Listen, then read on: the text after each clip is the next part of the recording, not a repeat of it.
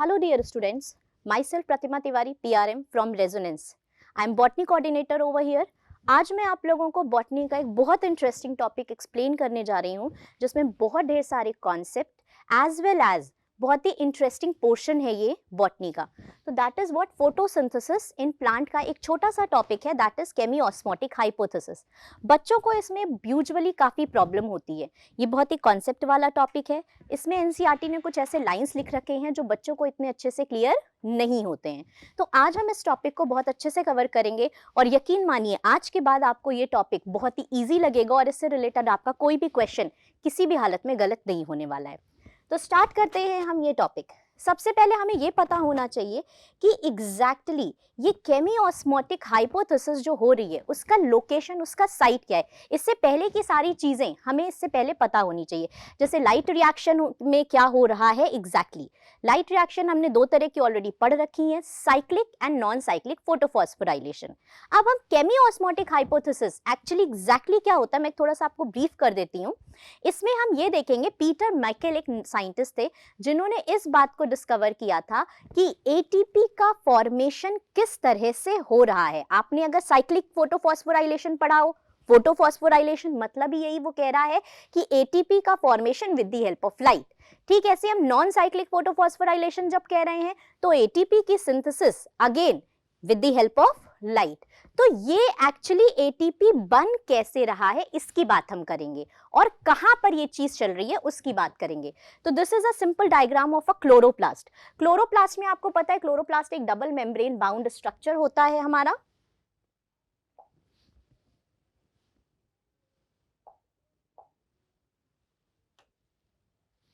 आपको पता है क्लोरोप्लास्ट हमारा एक डबल मेम्ब्रेन बाउंड स्ट्रक्चर है. एक आउटर मेम्ब्रेन है, एक इनर मेम्ब्रेन है.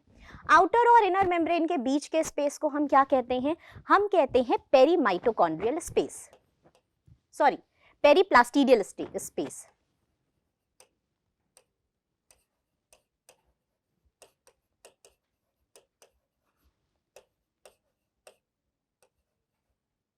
This is what periplastidial space. Outer और इनर मेम्ब्रेन को क्रॉस करके जब हम अंदर जाएंगे तो यहाँ पर हमें जो कुछ भी लिक्विड या मिलता है वो क्या है हमारा? That is stroma. और यहाँ पर हमारा क्या चलता है? यहाँ पर हमारा चलता है dark reaction. Now come to this part, ये थाइलेकॉइड. ये थाइलेकॉइड जो होती हैं ये टूट कर, ये सिंपल मेम्ब्रेनस स्ट्रक्चर है, ये मेम्ब्रेन टूट कर थाइलेकॉइड जैसे, ये सिंगल एक मेम्ब्रेन है, ये मेम्ब्रेन टूट कर एक ऐसा स्ट्रक्चर बना रही है जिसे हम क्या कह रहे हैं? थाइलेकॉइड. इस तरह के थाइलेकॉइड जब एक के ऊपर एक कई सारे लग जाते हैं तो हम इन्हें अब क्या नाम देते हैं? ग्रैनम. इन्हें हम अब क्या नाम दे रहे हैं? This is what? Granum. Singular is what? Granum and plural is what? Grana. Clear है? अब हम केमियोस्मोटिक हाइपोथेसिस एग्जैक्टली कहां चल रही है इसकी बात करेंगे. केमियोस्मोटिक हाइपोथेसिस आपके सिर्फ हम एक इस थाइलेकॉइड पे देखेंगे. इस तरह से हर थाइलेकॉइड पे चल रही होगी बट हम सिर्फ एक थाइलेकॉइड को अंडरस्टैंड करके ये पूरी केमियोस्मोटिक हाइपोथेसिस समझेंगे. ये एक हमारी थाइलेकॉइड है, ये इसकी क्या है? मेम्ब्रेन है. और इसके अंदर जो एरिया है इसे हम क्या कह रहे हैं? इसे हम कह रहे हैं ल्यूमेन. क्लियर है? तो अब हम इसकी बात करेंगे कि एग्जैक्टली ये केमियोस्मोटिक हाइपोथेसिस, मैंने आपको एक चीज बता दी कि ये चल कहां रही है. ये यहां पर चलेगी मेम्ब्रेन पर और ल्यूमेन की मदद से. क्लियर? अब नेक्स्ट पॉइंट पर आते हैं हम. आप समझिएगा यहां पर आपको दो टर्म दे रखे हैं. अगर आप देखें तो आपको यहां पर दो टर्म मेंशन कर रखे हैं. कलर चेंज कर देती हूँ.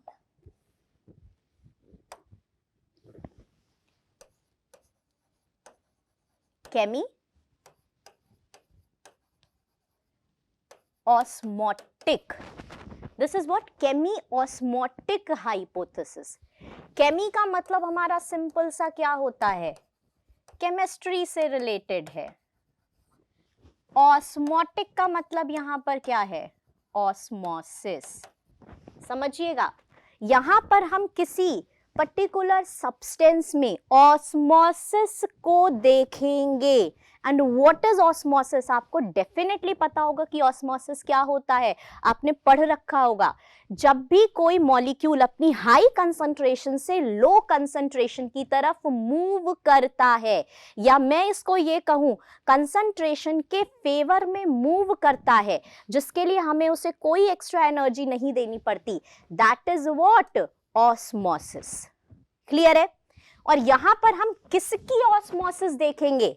हम देखेंगे H+ आयन की ऑस्मोसिस हो रही होगी। और ये H+ आयन जब अपनी हाई कंसंट्रेशन से लो कंसंट्रेशन की तरफ जाएगा, उसी दौरान ये क्या करता है? ATP का formation. So this is a complete concept of this topic कि एग्जैक्टली हमें यहां पर क्या होता हुआ दिखेगा। H+ आयन, नेचर ने कुछ इस तरह का सिस्टम बना रखा है कि सबसे पहले तो वो H+ आयन में कंसंट्रेशन ग्रेडियंट क्रिएट करेगा। ये कंसंट्रेशन ग्रेडियंट क्रिएट होगा कि इस तरह से कि एक तरफ कहीं पर H+ ज्यादा हो जाएगा, दूसरी तरफ कम हो जाएगा। और जैसे ही ये कंसंट्रेशन ग्रेडियंट क्रिएट हुआ, H+ आयन अपनी हाई कंसंट्रेशन से लो कंसंट्रेशन की तरफ ऑटोमेटिकली मूव करेगा, दैट इज व्हाट? ऑस्मोसिस। और जिसकी वजह से आपको बहुत ही क्लियरली यहां पर देखने को मिलेगा कि ATP का फॉर्मेशन हो रहा है। नाउ अगेन आते हैं एग्जैक्टली कि ये हो कैसे रहा है। थ्योरी वाले पार्ट पर अपन बाद में बात करेंगे। सबसे पहले मैं आपको यहाँ पर सारी वो पॉइंट समझा देती हूँ कि किस तरह से ये चीजें चल रही हैं। आइएगा, अभी मैंने आपको थोड़ी देर पहले ये बताया था, ल्यूमेन के बारे में मैंने आपको बता दिया था, ठीक है। This is what? थाइलेकोइड। ये क्या है? उसके अंदर का स्पेस है ल्यूमेन। ये एनसीईआरटी का डायग्राम है, तो यूजुअली हम इसी की बात यहां पर करते हुए चलेंगे।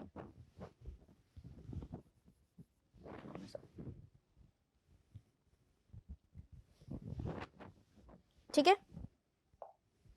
चलिए वापस आते हैं। अब ये समझने से पहले हमें नॉन साइक्लिक फोटोफॉस्फोराइलेशन क्लियर होना चाहिए, तभी हम इसमें एग्जैक्टली किस तरह से एक्टिविटी चल रही है समझ में आएगी। तो हम पहले समझेंगे कि एग्जैक्टली नॉन साइक्लिक फोटोफॉस्फोराइलेशन में क्या हो रहा है। आपको जरूर पता होगा कि नॉन साइक्लिक फोटोफॉस्फोराइलेशन कब स्टार्ट होता है? जब हम 680 नैनोमीटर से कम वेवलेंथ की लाइट देते हैं। तो कौन एक्टिव होता है बेटा? तब एक्टिव होता है PS2। मैंने क्या कहा? जब आप 680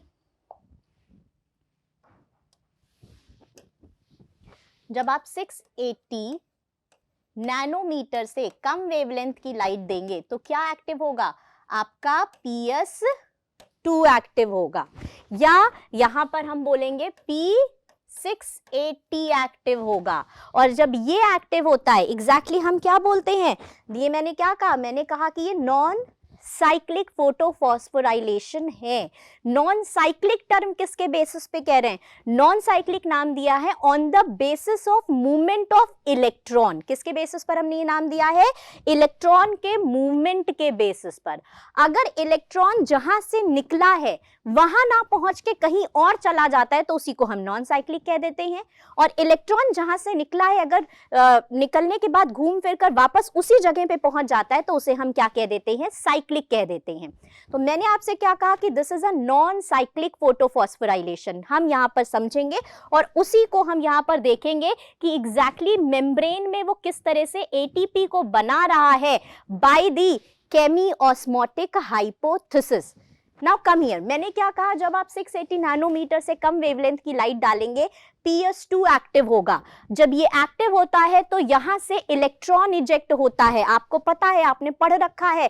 एक बहुत सिंपल क्वेश्चन आपसे पूछा जाता है, यूनिवर्सल पिगमेंट कौन होता है प्लांट में? हम कहते हैं क्लोरोफिल ए। क्यों होता है क्लोरोफिल ए यूनिवर्सल पिगमेंट? मतलब अगर कोई प्लांट है तो उसमें हर जगह क्लोरोफिल ए यूनिवर्सल पिगमेंट है, मतलब वो हर प्लांट में मिलेगा।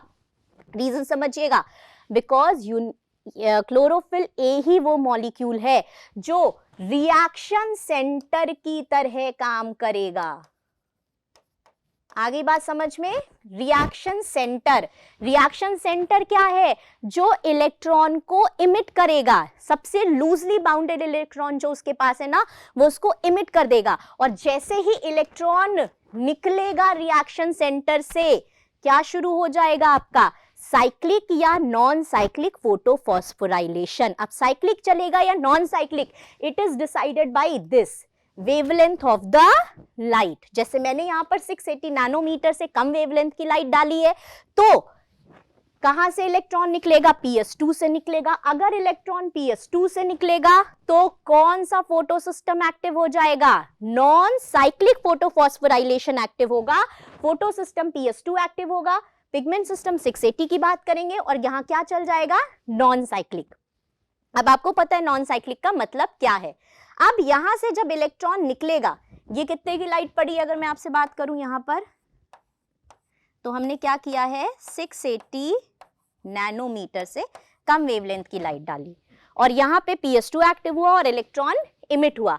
ये जो इलेक्ट्रॉन है बेटा, ये इलेक्ट्रॉन यहाँ पर सबसे पहले कौन लेता है? फियोफाइटिन। किसने एक्सेप्ट किया इस इलेक्ट्रॉन को? फियोफाइटिन। एनसीईआरटी ने एक लाइन लिख रखी है, सीधा सा सवाल बनता है यहाँ से कि व्हाट इज फियोफाइटिन। आपने फोटोसिंथेसिस में ऑलरेडी इससे पहले के लेक्चर्स पढ़े हैं, तो वहां पे आपने क्लोरोफिल को पढ़ा होगा थोड़ा बहुत। क्लोरोफिल के सेंटर में मैग्नीशियम होता है। अगर बीच में से मैं वो मैग्नीशियम हटा दूं तो जो स्ट्रक्चर या जो मॉलिक्यूल बचेगा, दैट इज व्हाट? फियोफाइटिन। तो यहाँ पर ये जो इलेक्ट्रॉन निकलता है PS2 से, यहाँ पर फर्स्ट एक्सेप्टर कौन है हमारा? That is pheophytin. फियोफाइटिन ये इलेक्ट्रॉन फिर किसे देता है? क्यूनोन या प्लास्टोक्यूनोन को। इसके लिए बहुत सुंदर लाइन एनसीईआरटी ने लिख रखी है, अभी मैं थोड़ी देर में आपसे बात करूंगी। फियोफाइटिन से इलेक्ट्रॉन किसे मिला? क्यूनोन या प्लास्टोक्यूनोन। समझिएगा ये सब कुछ कहाँ चल रहा है? इस थाइलेकॉइड की मेम्ब्रेन पे। ये सब कुछ कहां चल रहा है? इस थाइलेकॉइड की मेम्ब्रेन पे। ये चलाया क्यों जा रहा है? हाइड्रोजन आयन के कंसंट्रेशन या ग्रेडियंट को क्रिएट करने के लिए। बैक, फियोफाइटिन से इलेक्ट्रॉन किसके पास पहुंचा? क्यूनोन या प्लास्टोक्यूनोन के पास। इसने इलेक्ट्रॉन किसे दिया? Cytochrome b, cytochrome F, cytochrome b. Cytochrome b से इलेक्ट्रॉन किसके पास पहुंचा? Cytochrome F। जब ये इलेक्ट्रॉन यहां से मूव होता है, यहां पर ही हम एक ATP का फॉर्मेशन करते हैं। फाइनली ये इलेक्ट्रॉन किसे दे दिया गया? प्लास्टोसाइनिन को। क्लियर है? मीनवाइल 680 नैनोमीटर से ज्यादा वेवलेंथ की लाइट भी इस पे पड़ेगी। जैसे ही 680 नैनोमीटर से ज्यादा वेवलेंथ की लाइट पड़ती है, क्या एक्टिव हो जाता है? PS1 या P700। अगेन यहां पर भी रिएक्शन सेंटर क्लोरोफिल ए ही होगा। क्लोरोफिल ए से इलेक्ट्रॉन निकला, क्लोरोफिल ए से इलेक्ट्रॉन निकला, ये किसको मिला?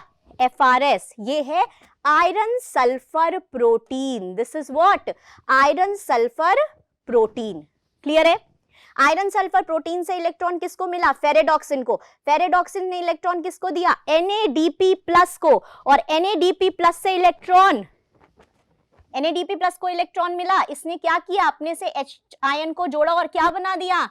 NADPH2 या NADPH+H+। क्लियर है? अब आइएगा यहां पर एक और बहुत अच्छी सी चीज देखिएगा। यहां से जो इलेक्ट्रॉन चला था PS2 से, वो इलेक्ट्रॉन देखिएगा किसने ले लिया? PS1 ने। दिख रहा है आप लोगों को बेटा? बहुत ही क्लियर है ये चीज। आते हैं,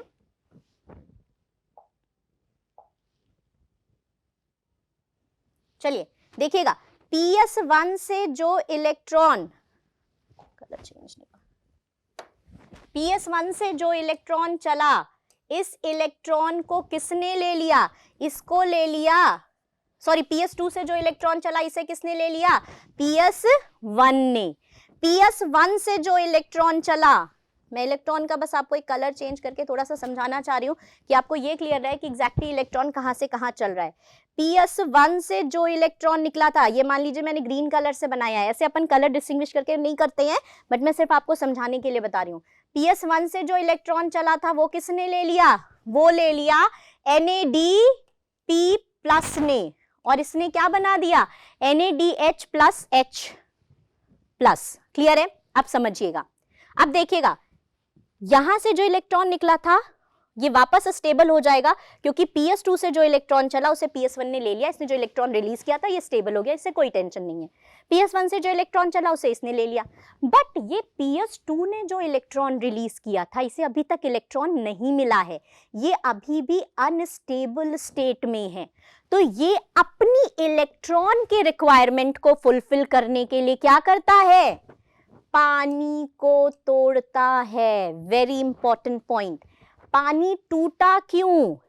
हम कहते हैं कि फोटोसिंथेटिक में एक बहुत एवोल्यूशनरी स्टेप है, एवोल्यूशन ऑफ ऑक्सीजन। जो पहले फोटोसिंथेटिक ऑर्गेनिज्म आए, बैक्टीरिया वगैरह की अगर हम बात करें तो उनमें जो फोटोसिंथेसिस थी वो नॉन ऑक्सीजनिक थी, वहां पर ऑक्सीजन रिलीज नहीं हो रही थी। क्यों नहीं होती है पूछा जाता है, तो हम बोलते हैं कि जो लोअर ऑर्गेनिज्म है या जो बैक्टीरिया वगैरह हैं जो नॉन ऑक्सीजनिक फोटोसिंथेसिस दिखाते हैं वो क्या करते हैं, वो वाटर के अलावा कोई दूसरा रिड्यूसिंग एजेंट लेते हैं, कोई दूसरा ऑर्गेनिक या इनऑर्गेनिक कॉम्प्लेक्स लेते हैं, ठीक है, वाटर के अलावा कोई दूसरा लेते हैं, वो वाटर को नहीं तोड़ते हैं ड्यूरिंग फोटोसिंथेसिस। जैसे आपने सल्फर बैक्टीरिया में देखा होगा CO2 + H2S आप लिखते हैं और फाइनली अंत में आपका क्या रिलीज होता है, सल्फर। पर हायर प्लांट में क्या हुआ, ताकत आ गई। सबसे पहले ये ताकत किसमें आई थी, सबसे पहले PS2 आया था साइनोबैक्टीरिया में।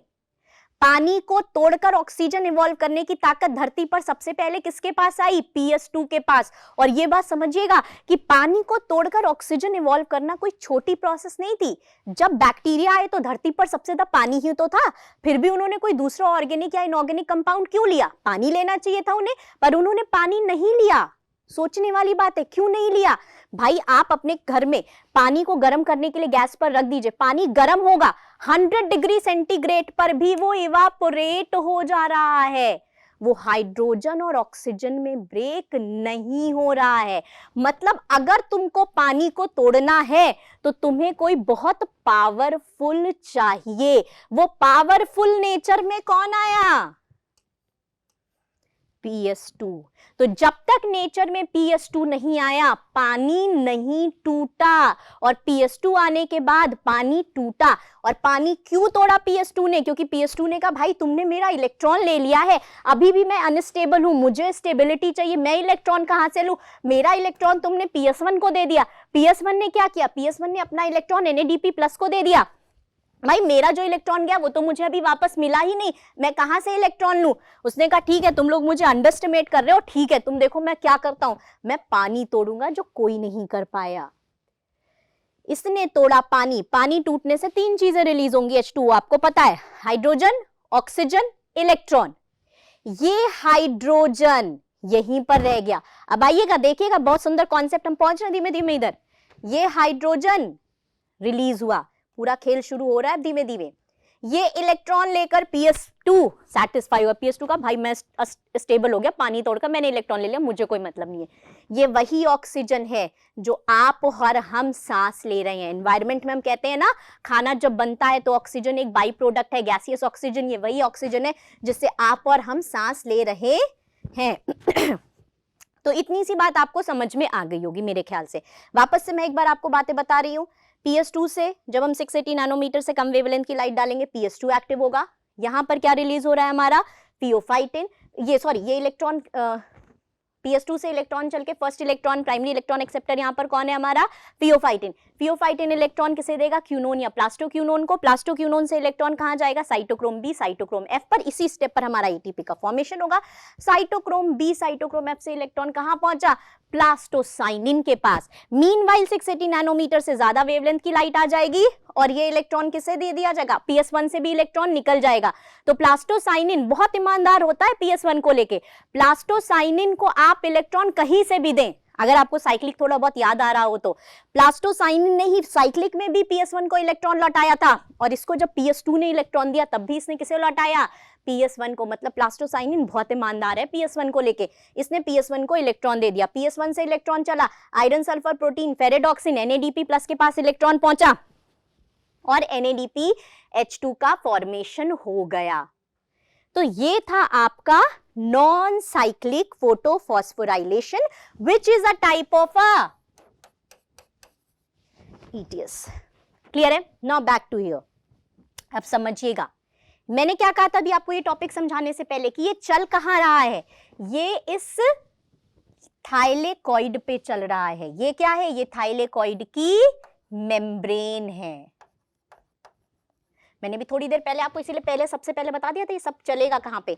ये थाइलेकॉइड की मेम्ब्रेन है और इसके अंदर ये देखिएगा ये क्या है, ल्यूमेन। ठीक है, अब इसको अगर आप इससे कनेक्ट करेंगे तो आपको टॉपिक बहुत अच्छे से समझ में आएगा।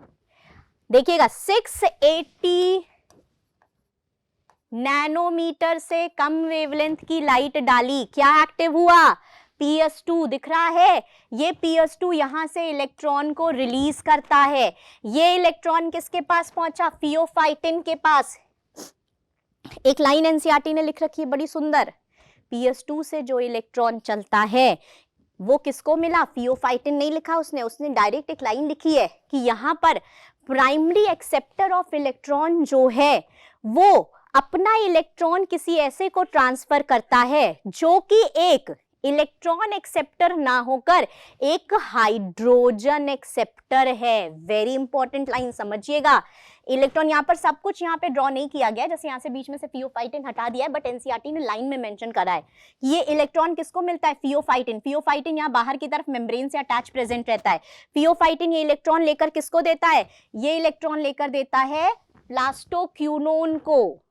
क्लियर है। और प्लास्टोक्यूनोन के लिए इन्होंने यहां पर एक लाइन लिख रखी है बहुत सुंदर कि this is not an electron acceptor, this is not an electron acceptor but it is an hydrogen acceptor. समझिएगा, जैसे ही आपने इसे इलेक्ट्रॉन दिया PQ को, इसके ऊपर नेगेटिव चार्ज आया, इसको अपने को वापस से बैलेंस करना है। इसको जितना नेगेटिव मिला ये अपने आप को बैलेंस करने के लिए क्या करता है, बाहर इस थाइलेकॉइड के बाहर क्या प्रेजेंस है, स्ट्रोमा।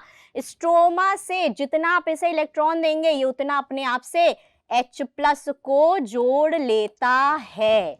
तो PQ से क्या बन गया यहाँ पर, PQH। मैं यहाँ पे ऊपर इसको थोड़ा क्लियर लिख देती हूँ, यहाँ इस डायग्राम में क्लियर नहीं है तो समझिएगा एग्जैक्टली यहां पर क्या हो रहा है। यहां पर इलेक्ट्रॉन जो है वो फियोफाइटिन से इलेक्ट्रॉन अभी आपने देखा कैसे दिया गया है, PQ को। PQ को जैसे ही इलेक्ट्रॉन मिलता है ये क्या करता है, स्ट्रोमा से जितना नेगेटिव आप इसे देंगे उतना ही अपने आप से क्या जोड़ लेता है, PQH। और ये एक दूसरे में ऐसे घूम घूम के कन्वर्ट होता रहता है। समझना, आपने इसे दिया इलेक्ट्रॉन, इलेक्ट्रॉन देते ही ये जितना इलेक्ट्रॉन दोगे उतने H+ को अपने आप से जोड़ लेगा। अब क्योंकि ये ETS है तो PQ देखो आगे भी इलेक्ट्रॉन भेज रहा है साइटोक्रोम B को। अब क्या करेगा PQ इलेक्ट्रॉन दे रहा है साइटोक्रोम B6F कॉम्प्लेक्स को, दिख रहा है, साइटोक्रोम B6F कॉम्प्लेक्स को इसने इलेक्ट्रॉन दिया। अब जैसे ये इलेक्ट्रॉन देगा वापस से इसके पास अब H+ ज्यादा हो गया, यही तो होगा ना। अभी पहले जब इसको इलेक्ट्रॉन दिया, आपने नेगेटिव चार्ज दिया तो इसने स्ट्रोमा से H+ जोड़ के खुद को स्टेबल किया। जैसे ही स्टेबल हुआ नहीं था आगे इसने इलेक्ट्रॉन ट्रांसफर कर दिया।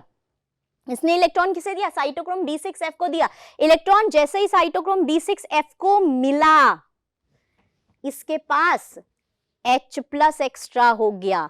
और ये H+ जो इसने कहां से लिया था, स्ट्रोमा से, वो इस रास्ते से, इस कॉम्प्लेक्स के रास्ते से होता हुआ कहां भेज देगा, ल्यूमेन में। Very important point.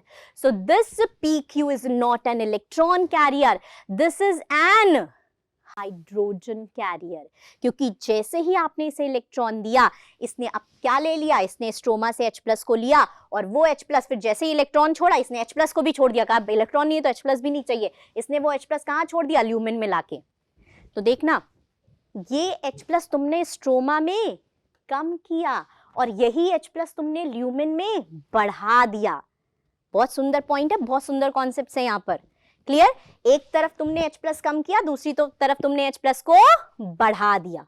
Moving further again देखिएगा इससे इलेक्ट्रॉन कहां पहुंचा, PC is what, plastocyanin. Plastocyanin से इलेक्ट्रॉन किसको दे दिया गया, PS1 को। PS1 से जो इलेक्ट्रॉन चला वो किसको मिल गया, NADP+ को। अब NADP+ को जैसे ही तुमने इलेक्ट्रॉन दिया इसने भी अपने आप से किसे जोड़ा, H+ को। ये क्या है, H+। ये H+ भी कहां से लिया इसने, स्ट्रोमा से। तो जो H प्लस अभी स्ट्रोमा में फ्री था, अब उसमें से कुछ H प्लस किससे जुड़ गया, NADP प्लस से, और क्या बन गया, NADPH। सॉरी, कोई डाउट इतनी सी बात में? तो यहां पर देखिएगा, और H प्लस कहां पे कम किया गया, स्ट्रोमा में। एक H प्लस तो यहां अंदर ले आए, बाकी H प्लस जो यहाँ पे, और H प्लस बहुत है, वो H प्लस और OH माइनस की कोई टेंशन नहीं है, H प्लस यहाँ पर और है, वो H प्लस किससे जुड़ गया, NADP प्लस से, क्या बन गया, NADPH। क्लियर? अब देखिएगा, अभी अपन ने थोड़ी देर पहले कहा वही चीज हो रही है, इलेक्ट्रॉन यहां से चली, PS1 को मिल गई, PS1 से जो इलेक्ट्रॉन चला वो NADP प्लस को मिल गया, अभी भी PS2 के पास इलेक्ट्रॉन नहीं है। PS2 ने क्या कहा, रुको मैं वो करूंगा जो कोई नहीं कर पाया, मैंने तोड़ा पानी, पानी को तोड़ा तो मैंने क्या कहा, तीन चीजें रिलीज होंगी, H plus, electron, oxygen. Electron को तो PS2 ने ले लिया, H प्लस कहां आ गया, ल्यूमेन में। H प्लस कहां आ गया, ल्यूमेन में। देखिएगा कितनी सुंदर तरह से इस चीज को बनाया गया है। पूरा नेचर क्या कोशिश कर रहा है, नेचर ने पूरा खेल इस तरह से रचा कि H प्लस का कंसंट्रेशन हम ल्यूमेन में बढ़ाएं और स्ट्रोमा में कम कर दें। This is what, concentration gradient create कर दिया नेचर ने। नेचर ने क्या कर दिया, कंसंट्रेशन ग्रेडियंट क्रिएट कर दिया। इसने कहा ल्यूमेन में H प्लस बढ़ाना है और स्ट्रोमा में कम करना है। जैसे ही तुम ये कर दोगे, तुमने कंसंट्रेशन ग्रेडियंट क्रिएट कर दिया। कंसंट्रेशन ग्रेडियंट क्रिएट होते ही H प्लस अपनी हाई कंसंट्रेशन से लो कंसंट्रेशन की तरफ मूव करेगा। बट बहुत ब्यूटीफुल चीज क्या है यहां पर, समझिएगा, आपकी हमारी मेम्ब्रेन सबसे छोटे आयन H प्लस के लिए भी इम्परमिएबल है।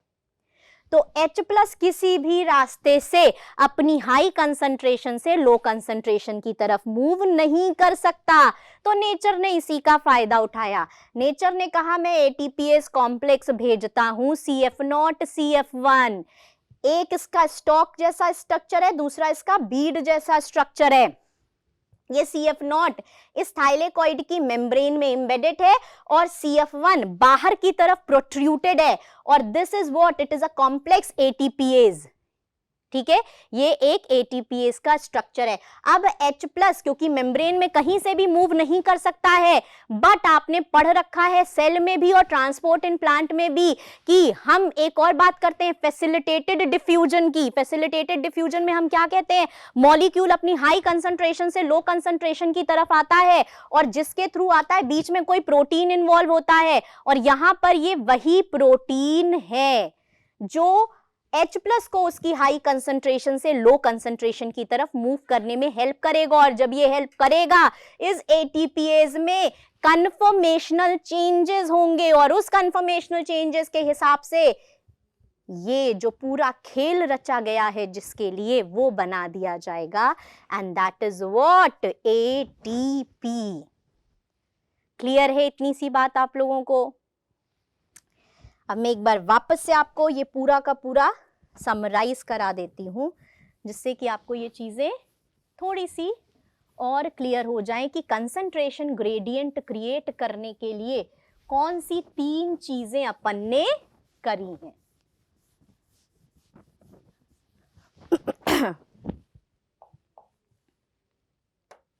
कंसंट्रेशन ग्रेडियंट क्रिएट करने के लिए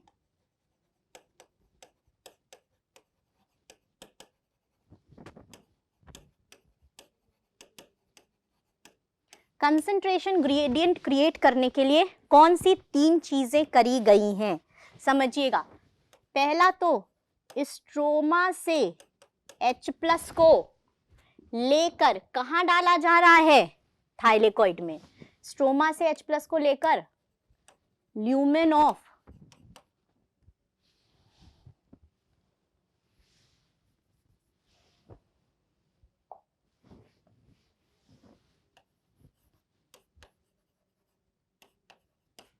थाइलेकॉइड में डाला गया। ठीक है, और ये काम किसने किया है, हमारा ये काम किया है PQ ने, प्लास्टोक्यूनोन ने। ठीक है, दूसरा स्ट्रोमा में H प्लस किससे जुड़ रहा है, Na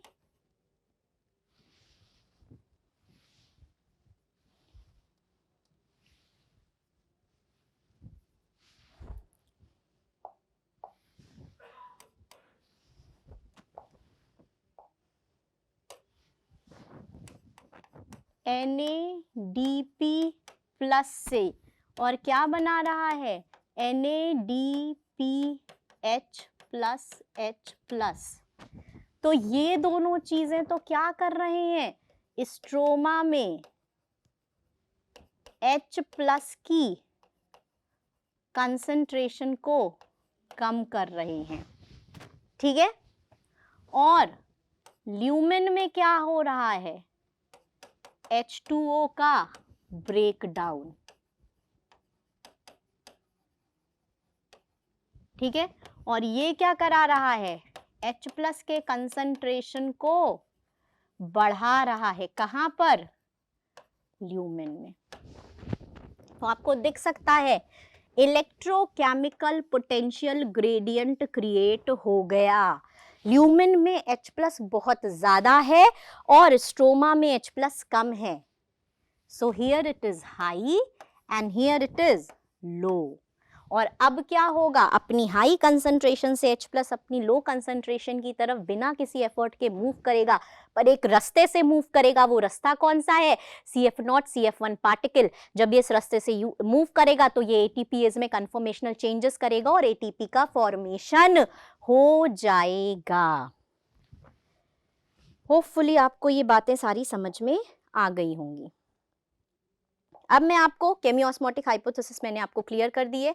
अब मैं यहाँ पर आपकी एज पर NCERT की वो लाइंस क्लियर कर देती हूँ, जहाँ पर अगेन केस अगर आपको कोई डाउट है तो वो भी क्लियर हो जाएगा। कॉन्सेप्ट अब आपके दिमाग में बिल्कुल क्लियर होगा कि नेचर ने क्या खेल रचा है, कि किस तरह से एक जगह पर H प्लस को बढ़ाया, किस तरह से दूसरी तरफ H प्लस को कम किया, और H प्लस अपनी हाई कंसेंट्रेशन से लो कंसेंट्रेशन की तरफ जब मूव करेगा तो वो ATP को प्रोड्यूस करेगा। That is why this is named as chemiosmotic hypothesis. This chemiosmotic hypothesis explains the mechanism how ATP is synthesized in chloroplast। अब आपको ये बात बिल्कुल क्लियर है। Proposed by Peter Michel and got Nobel Prize for his discovery। ये कोई छोटी मोटी बात नहीं थी बता पाना कि ATP बना कैसे है। मैं आपको नेक्स्ट लेक्चर में बताऊंगी कि ATP का फॉर्मेशन आपके माइटोकॉन्ड्रिया में कैसे हो रहा है। वहां पर भी आपको ये चीज बहुत क्लियरली देखने को मिलेगी कि केमियोस्मोटिक हाइपोथेसिस की वजह से ही, जिसे हम power house of the cell mitochondria कह रहे हैं, वो भी ATP इसी मैकेनिज्म से बना रहा है। वहां पर भी H प्लस के कंसंट्रेशन में ग्रेडियंट क्रिएट किया जाता है और फिर H प्लस के मूवमेंट के बाद हम ATP का फॉर्मेशन करते हैं। So this is given by Peter Mikel. ATP is linked to the development of proton gradient। समझना, ATP को बनाने के लिए इलेक्ट्रॉन का मूवमेंट कराया जाता है टू क्रिएट प्रोटॉन ग्रेडियंट। कितनी सुंदर बात है, इलेक्ट्रॉन का मूवमेंट हो रहा है, ETS चलाई जा रही है, इलेक्ट्रॉन ट्रांसपोर्ट सिस्टम चलाया जा रहा है to create what, to create proton gradient, जिससे कि H प्लस अपनी हाई कंसंट्रेशन से लो कंसंट्रेशन की तरफ मूव करे और ATP को बना दे। बहुत सिंपल सी बात है। तो ATP is linked to the development of proton gradient across a membrane। यहां पर कौन सी मेम्ब्रेन है, यहां पर मेम्ब्रेन का नाम है थाइलेकॉइड। यहां पर मेम्ब्रेन का नाम क्या है, thylakoid.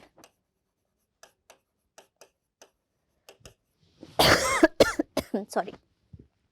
According to this photophosphorylation, phosphorylation का सिंपल सा मतलब होता है बेटा फॉर्मेशन ऑफ ATP। अब ये ATP जिस तरह से बन रही है वो टर्म आगे दे रखा है। तो लाइट की मदद से ये जो सारा खेल हो रहा है, आप 680 नैनोमीटर से ज्यादा वेवलेंथ की लाइट, 680 नैनोमीटर से कम वेवलेंथ की लाइट, यही सब तो बोल रहे हो। तो यहाँ पर जो ATP बन रहा है वो किसकी वजह से बन रहा है, लाइट की वजह से। तो this is what, according to this photophosphorylation takes place in thylakoid. अभी मैंने आपको ये बात बताई। Thylakoid membrane and a hydrogen or proton produced move from thylakoid lumen to stroma through ATPase complex due to pH gradient। अरे हाँ ना, जहां H प्लस ज्यादा होगा वहां pH कम हो जाएगा, जहां H प्लस कम होगा वहां pH ज्यादा हो जाएगा। तो प्रोटॉन ग्रेडियंट कह दो, पीएच में डिफरेंस कह दो। एक बार नीट में क्वेश्चन बहुत सिंपल पूछा गया था कि कहां पर एसिडिक पीएच होगा, आंसर गया था ल्यूमेन। क्यों, क्योंकि अभी थोड़ी देर पहले तुमने देखा कि ल्यूमेन में H प्लस को बढ़ा रहा है नेचर। अरे हाँ ना, वापस आइएगा। यहाँ पर फिर सिंपल आपको ये दे रखा है ATP बन कैसे रहा है, ADP इनऑर्गेनिक फॉस्फेट और 3H प्लस जब मूव करते हैं तब एक ATP का फॉर्मेशन हो जाता है, फिर ये मैंने आपको पहले ही एक्सप्लेन कर दिया है, सॉरी।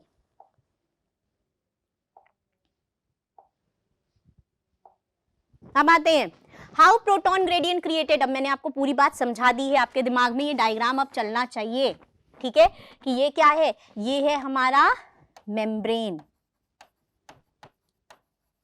और यहां पर क्या है हमारा ल्यूमेन। समझते चलिएगा। Splitting of water molecule takes place inner side of the membrane. अगर आपको डाउट है तो वापस से देख लीजिए।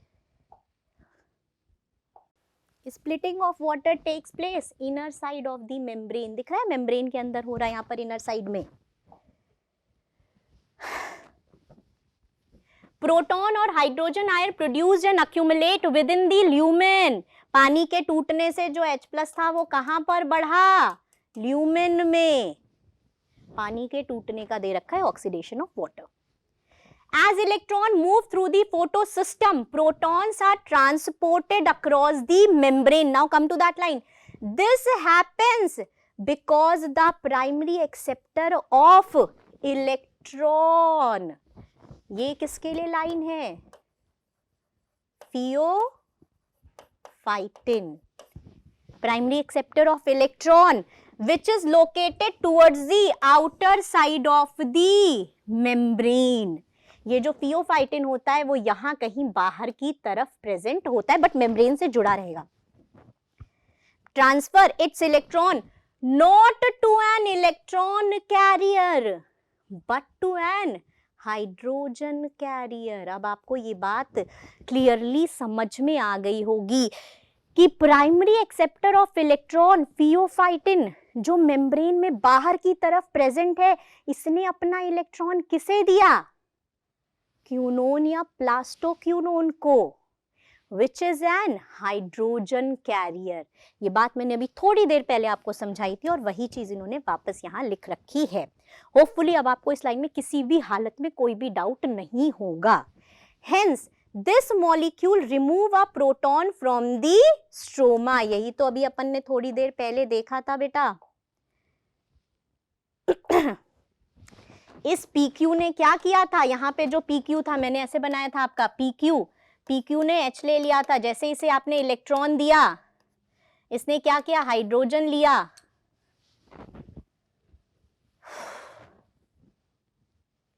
और क्या बन गया था, PQH बन गया था। और फिर जैसे इसने इलेक्ट्रॉन रिलीज करके इसको दिया था, क्या बन गया था, वापस PQ बन गया था। Hence this molecule remove a proton from the stroma। ये H+ उसने कहां से लिया था, स्ट्रोमा से। While transporting an electron, जब वो एक इलेक्ट्रॉन को आगे ट्रांसफर कर रहा है साइटोक्रोम B6 कॉम्प्लेक्स पर, तब उस दौरान वो क्या कर रहा है, इलेक्ट्रॉन को ट्रांसफर करते समय वो एक काम और कर रहा है, स्ट्रोमा से H+ को लेकर ल्यूमेन में भेज रहा है।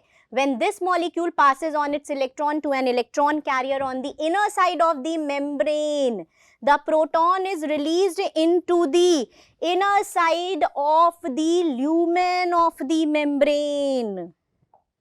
देख लीजिए, बहुत क्लियर है। जब इसने इलेक्ट्रॉन को आगे भेजा, PC तक पहुंचाया, उस वक्त इसने क्या किया, इस H+ को जो इसने ल्यूमेन से लिया था, सॉरी जो इसने स्ट्रोमा से H+ लिया था, वो कहां छोड़ दिया, लाकर ल्यूमेन में। बहुत सुंदर लाइन है, यहाँ पे बड़ा मजा आता है पढ़ने में।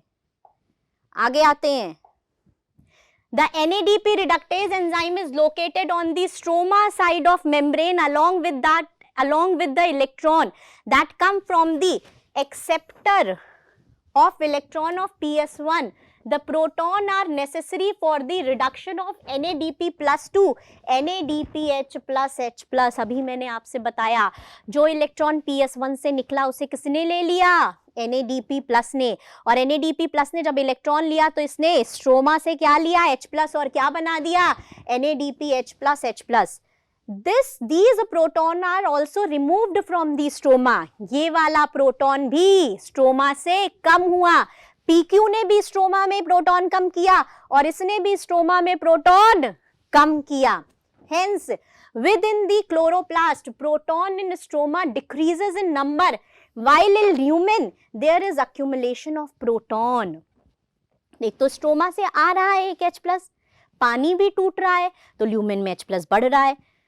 स्ट्रोमा से H+ आया और इसके अलावा स्ट्रोमा में जो और भी H+ थे उसको NADP+ ने ले लिया, तो ये भी कम हो रहा है। This creates a proton gradient across the thylakoid membrane as well as measurable decrease in pH in the lumen. Very beautiful line.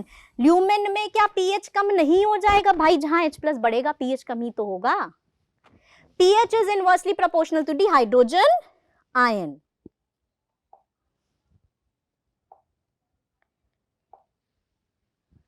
This proton gradient is important because when the gradient break down, energy released. Very important point. Breakdown of the gradient. What is this breakdown of the gradient?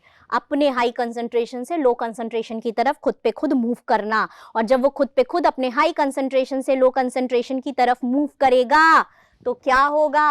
ATP का formation, because of what? Breakdown of gradient. Breakdown of gradient, this is due to movement of proton across the membrane to the stroma through the transmembrane channel of CF0 CF of the CF0 of the ATPase. हाँ, CF0 CF1 यहाँ पर होगा बेटा, CF0 CF1 of the ATPase. ATPase enzyme अभी मैंने आपसे बताया दो पार्ट होंगे इसके, F0 और F1. क्लोरोप्लास्ट में हम इसे CF0 और CF1 कह सकते हैं. CF0 embedded in the membrane and form a transmembrane channel that carries out diffusion of proton across the membrane. ये बिल्कुल ऐसा दिखता है हमें. This is the structure. ये क्या है? ये है हमारा CF0 और ये क्या है हमारा CF1. यहीं पर हमारा क्या भरा है? ATPase enzyme.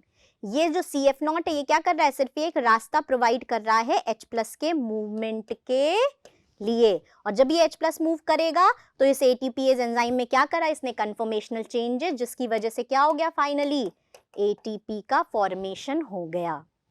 CF0 embedded in the membrane and form a transmembrane channel that carries out diffusion of proton across the membrane. CF1 protrudes on the outer surface of the thylakoid embedded on the side that faces the stroma. Chemiosmosis requires, अब चाहिए क्या क्या? देख लो, तुमने देख लिया है. एक मेम्ब्रेन थी, प्रोटॉन पंप गया, प्रोटॉन ग्रेडियंट क्रिएट किया गया और ATPase एंजाइम. इतना दे दोगे केमियोस्मोटिक हाइपोथेसिस चल जाएगी. असिमुलेटरी पावर क्या होती है? अब ये मैंने इसलिए यहाँ पर लिख दिया है क्योंकि जब आगे मैं आपसे डार्क रिएक्शन की बात करूंगी तो डार्क रिएक्शन में बार बार एक टर्म यूज होता है, असिमुलेटरी पावर. असिमुलेटरी पावर, C3 साइकिल की असिमुलेटरी पावर इतनी है, C4 की इतनी है, कैम की इतनी है. तो that what is that assimilatory power? ATP plus NADPH को कलेक्टिवली हम कहते हैं असिमुलेटरी पावर. मतलब CO2 के असिमुलेशन के लिए जितनी हमें एनर्जी की रिक्वायरमेंट है, दैट इज व्हाट? असिमुलेटरी पावर. और ये एनर्जी किस फॉर्म में चाहिए हमें? सॉरी, ATP और NADPH के फॉर्म में. तो ATP और NADPH both form a non-cyclic photophosphorylation, whereas only ATP is formed in the cyclic photophosphorylation. ये बात आपको क्लियर होगी. तो thank you very much students. मेरे ख्याल से आपको ये केमियोस्मोटिक हाइपोथेसिस में जितने भी कॉन्सेप्ट्स थे वो मैंने आपको बहुत ही क्लियरली एक्सप्लेन करने की कोशिश करी है. होपफुली आपको बहुत अच्छे से समझ में आ गया होगा. और अगर आपको ये अभी समझ में आ गया तो अब आप ये मान लीजिए इसका कोई भी सवाल नीट में आपसे गलत नहीं होने वाला है. चाहे अब वो NCERT की लाइन से क्वेश्चन पूछे, चाहे वो आपसे कॉन्सेप्ट से क्वेश्चन पूछे, आपसे वो कहीं से भी क्वेश्चन बनाएंगे, आपका क्वेश्चन हर हालत में अब नीट में डेफिनेटली सही होगा. Thank you very much.